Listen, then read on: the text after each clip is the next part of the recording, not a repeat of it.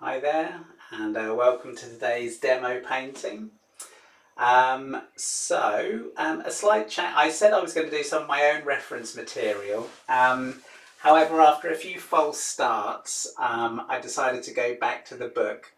So it's probably worth, reiterating the fact that watercolours is by no means the medium that I'm most familiar with.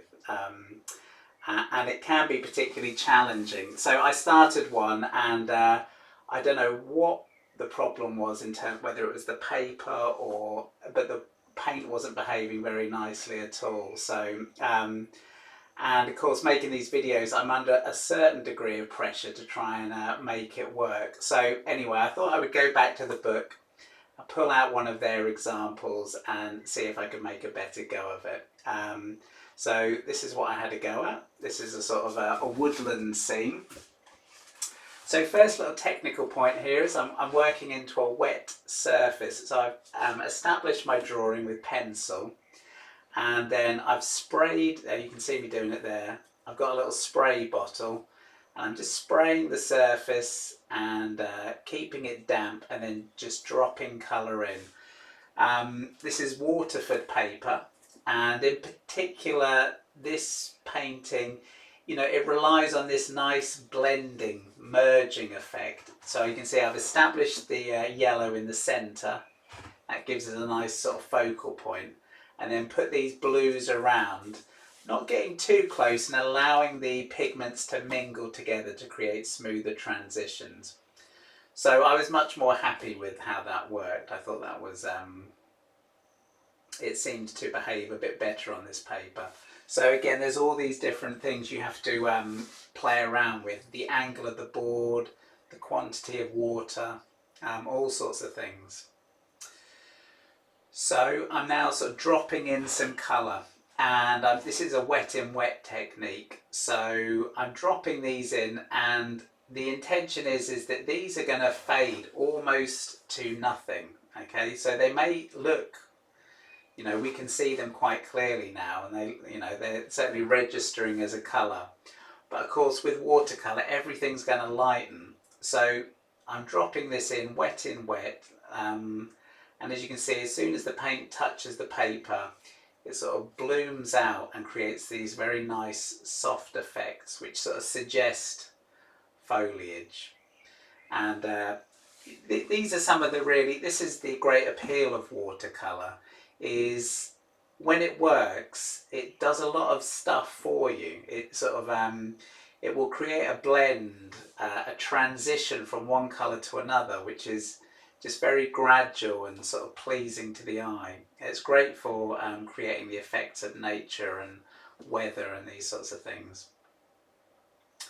So yeah, these are all done these are somewhere between my lights and my mid values, okay? So this composition rests on some principles of aerial perspective, okay? So the foreground tree is going to be very dark and dense, and as the trees go away from us, they're going to get a bit lighter.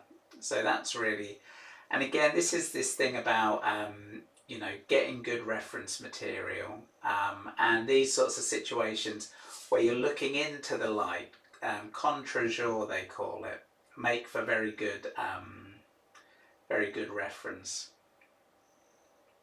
So we can see a little path there, so I've tried to get the perspective of that correct.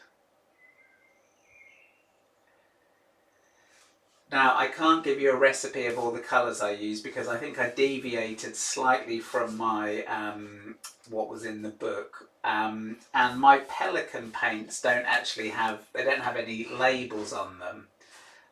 So all I know is I was aiming for what I could see. And this technique, like the one we looked at previously, it relies on allowing the page to dry.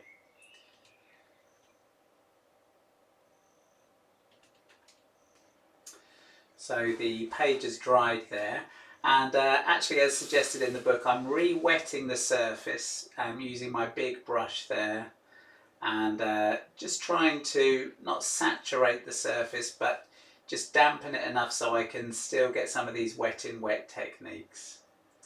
As you can see, the paint, now you'll see that when it dried, I did get a slight amount of cauliflowering, and that's basically where the water creates just a little puddle and the pigment concentrates on the edge. Okay, so and because this was my second attempt, I was looking at this and I was thinking, oh, this is awful, you know, I'm gonna have to you know, do something else completely. But I thought to myself, no, I'll try and push on with it and see whether I can sort of disguise some of these. And as it turned out, the slight cauliflowering that I can see there in those upper leaves, it didn't really harm the final thing too much. So it can be forgiving in some respects, watercolours. And I think, you know, the more you do with them, the more you will learn, you know, what you can get away with. But yeah, it was just a bit of a shame the way they dried. But other than that, I'd say this Waterford paper has behaved really well actually, so I was quite pleased. Putting in some warm pigments. So these are by no means again, this will dry lighter. This is just about laying in the warms. So warm colours will come forward, cooler colours recede. So I'm using this. Even though this will largely be a dark foreground, I'm sort of anticipating where there are gaps in that darker tone, so allowing some of this warmth and that orange or burnt sienna to shine through should help the composition.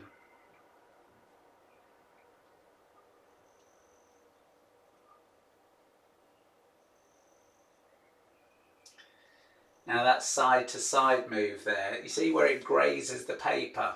That is, although I covered it there, that's actually a nice effect. If you can get that broken mark can be very useful for creating the sense of sort of texture or light on water. So that's again, the brush is behaving well there. You really need a bigger brush, and it should be almost dry, not too sort of saturated.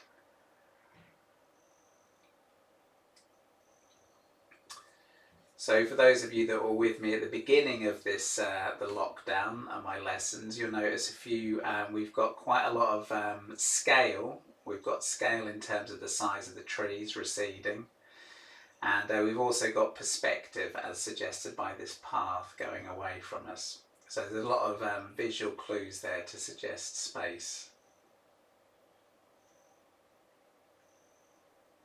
Great thing about this brush is even that it holds lots of water, but it creates a very fine tip, so I can use it, I can get quite a lot of detail suggested by it.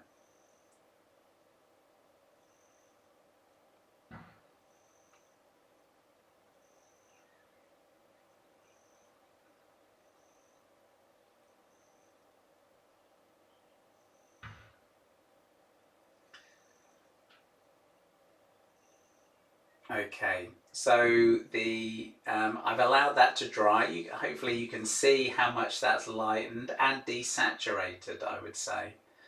And so now I'm starting to put in my trees. Okay, so the principle here again is lighter in the distance, darker in the foreground. So I'm starting with my more distant trees, and I'm using a sort of greyish colour. And just working on my brushwork to suggest the branches. You need a sort of combination of, it helps to have observed lots of trees. We talked about this in my episode on trees. Looking at how branches form, the angles they create. You sort of need to learn all that, and then you sort of need to forget it and just be able to produce those marks almost spontaneously. But I still feel it's something that I am sort of keen to work on, especially with watercolour. You're looking to try and do it in one go, so you need to have got that sense of how to create those trees almost in your hand, so you get this flick of the wrist.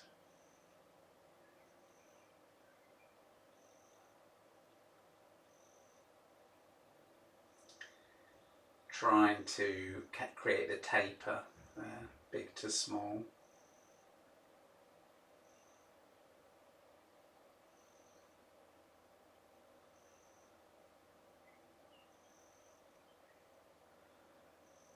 Always makes me think a bit of Bob Ross painting trees.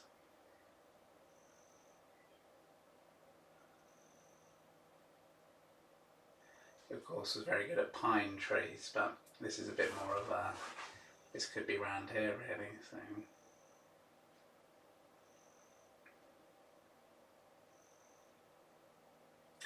So again, starting with these background trees, and that allows me to get darker as I come forward. So this one's a bit darker still.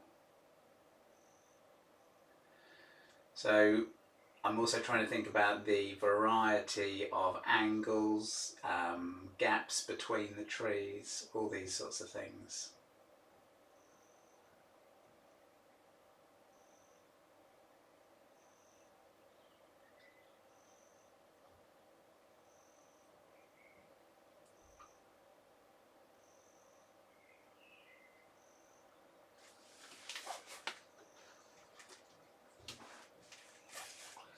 So I'm looking forward to seeing how people get on this week. So don't feel too discouraged. Watercolours can be challenging, as I sort of have discovered. Try not to get put off. Often it's a case of, even if you get a few things that work well, it can just give you that encouragement to keep going. And there are things that will cross over. Whatever medium you normally paint in, it's always good to try and mix it up every now and again. Try different things.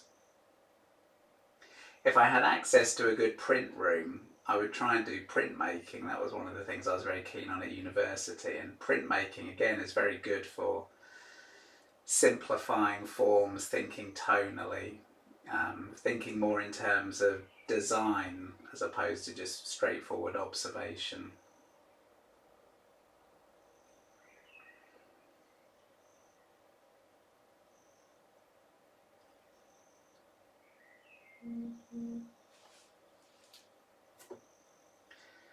Now you see there, that was a bit too much liquid in that dark, and it's just started to drip down there. And again, I was thinking, oh, there, you know, I ruined it now. But again, I was able to sort of work with that later on. That's not so much of a happy accident as an unhappy accident, but it did come good in the end. So again, you have to sort of just try and stick with it. So I think by this stage I do start to just relax a bit with my branches and just start to just try to allow the branches to move with a bit more flow.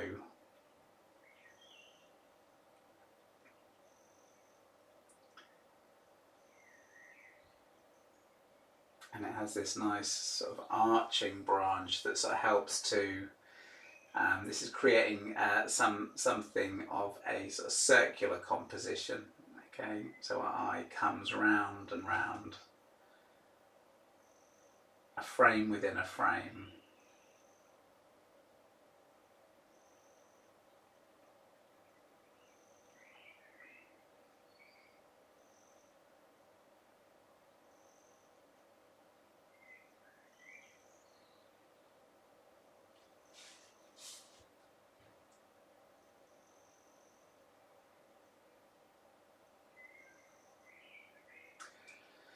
So even though I went to put that tree on dark, it lightened up a bit. So I do go back and add some more. There's a little bit of suggestion of bark and stuff like that. Again, we're not looking for sort of photorealism here.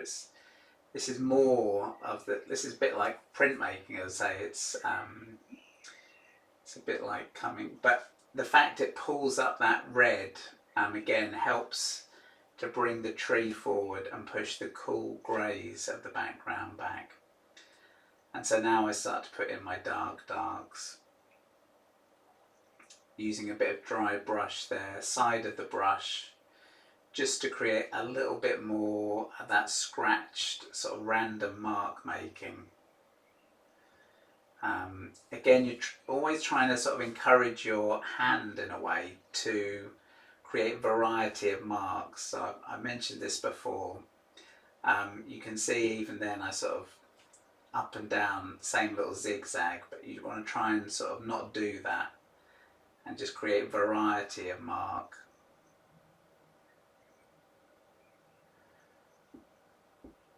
If you do it too repetitively, you create patterns and it somehow doesn't communicate the look of the natural world in quite the same way.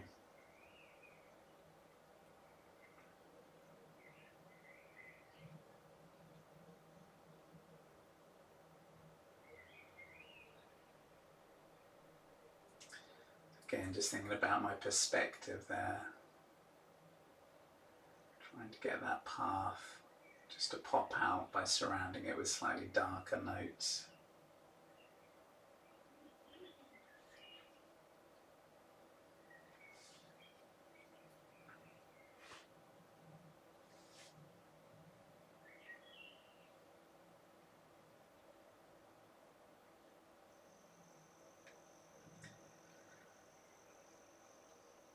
You can see now how the initial washes, which at the time did look quite dark, have now lightened up to almost, you know, they're very pale. So that's again, I think, something that really emerges with experience. Is you have to know, you know, you have to be able to judge your pigments right, otherwise your paintings can become too pale. This is a good example of, again, a bit like the other one I did, strong tonal painting in watercolours.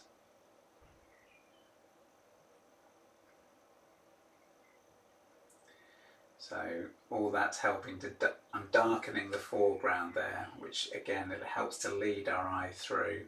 Smaller marks in the distance there.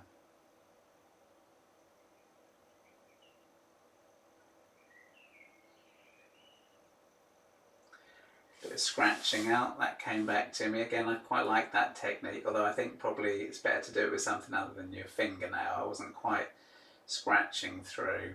And here we are, really getting some strong darks in now.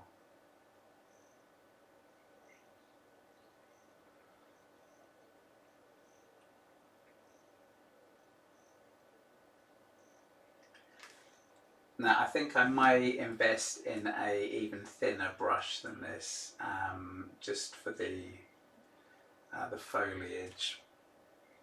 And so here again I'm trying to use these sort of, there we are, or slightly dry brush approach here.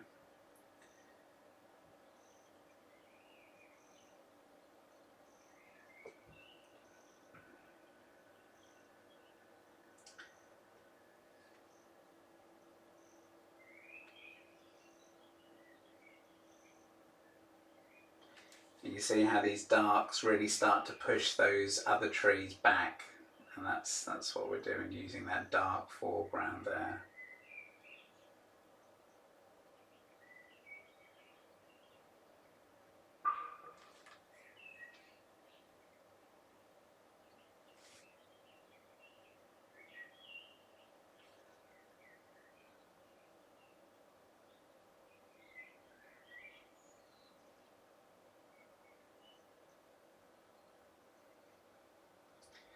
That's quite a nice sort of pointing device, I would call that. It's just pointing us into the action.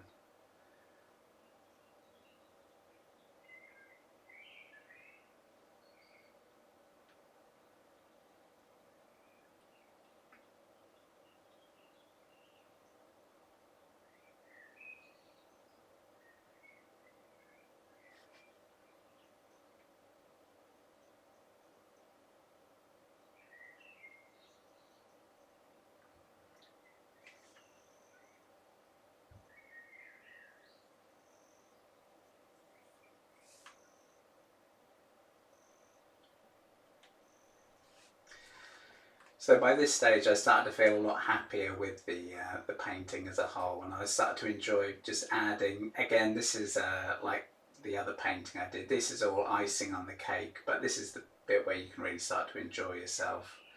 Trying to keep in mind the principles of, say, variety of mark, sort of dots, dashes, just sort of things to create visual interest really.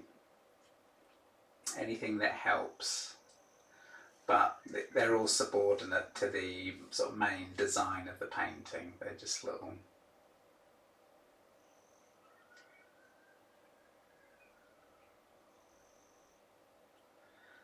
accents and sort of little touches.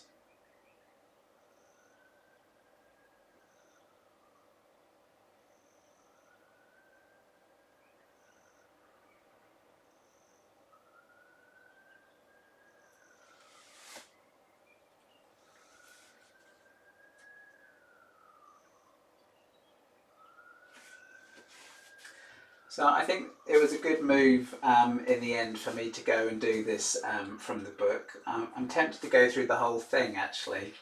I say it's good to learn, because when you're learning, ideas will suggest themselves. So we have plenty of woods around here, so scenes like this wouldn't be impossible. But I dare say the artist has taken a bit of creative license. You know, it's very sort of, I mean, maybe it's a little bit picture postcard, this sort of scene, but you know, it's still a good thing to have a go at. And there we've got a nice fence. You can see I've tried to create a bit of interest by not using just purely straight lines. Gives it a bit more of a gestural quality, that. And again, perspective getting smaller as we go into the distance. So all that helps to communicate depth.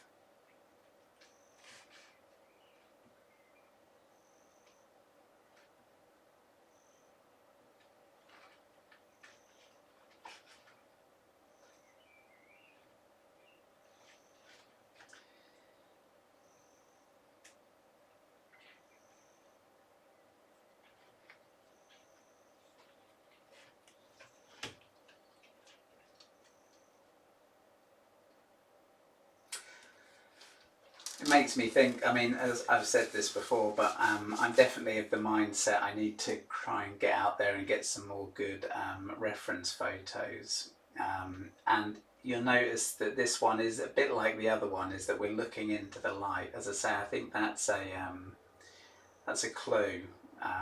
So if you can get out there with your camera and get some of these contre-jour scenes, I think that you know, you're going to be able to make better paintings.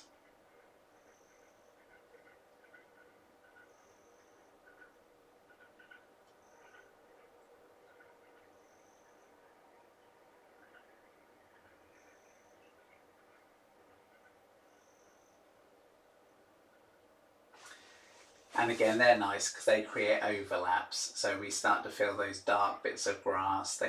They push the path and everything back. Each one sort of says something about, you know, where it is, where it's located.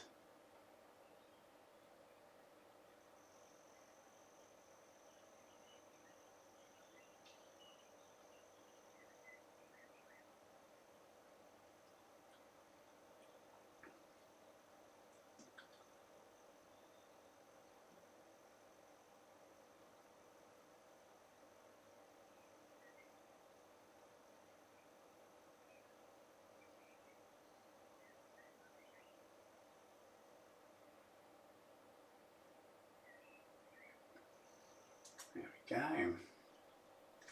And look how nicely that sun, that bit of yellow, you know, I think it works really well. And yet, you know, that was just dropped that in. So I think that's one of the great appeals of watercolour.